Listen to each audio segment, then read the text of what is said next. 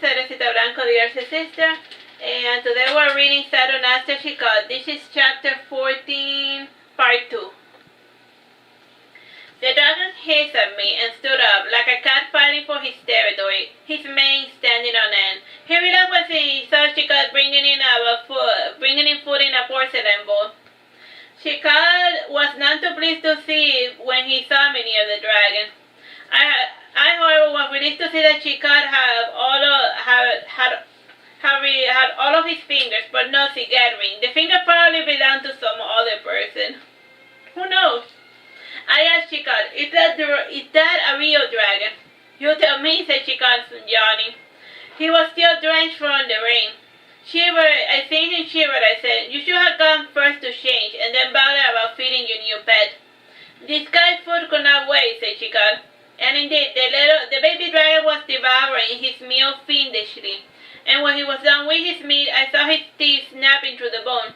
He ate it all, a meal that was almost as big as him. When he was full, he breathed a puff of smoke from his nose and settled back down in his stroller.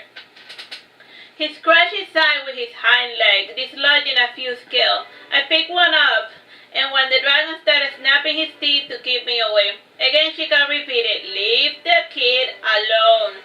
The storm eventually passed, and I woke up early to see the dragon once more before he was released into the wild. I was disappointed to find his stroller empty. As the sun was rising, I saw Chicot returning from the forest. Once inside the manor, Chicot went to put away the stroller. He also picked up the scales dropped by the dragon, and he placed them in a flask. When holding one, its sharpness made a cut in my finger. I asked him, why are you collecting the scales? Can I have one? Here, have this one, said Chicot, handed me a gorgeous large green scale that was in his coat pocket. It was the size of my palm. Seeing my good humor, he added, the dragon gave me a good idea for an armor, but first I have to see if it can be done. Chicot spent the following 2 months in his study. We rarely saw or heard from him, and even Gita was not allowed to visit. It wasn't every day that Chicot worked feverishly on a project. Only his suppliers of components were allowed into his study, but only for a moment, and each time one would enter, I would ask the same question. What is Chicot making? A leather armor, one would say.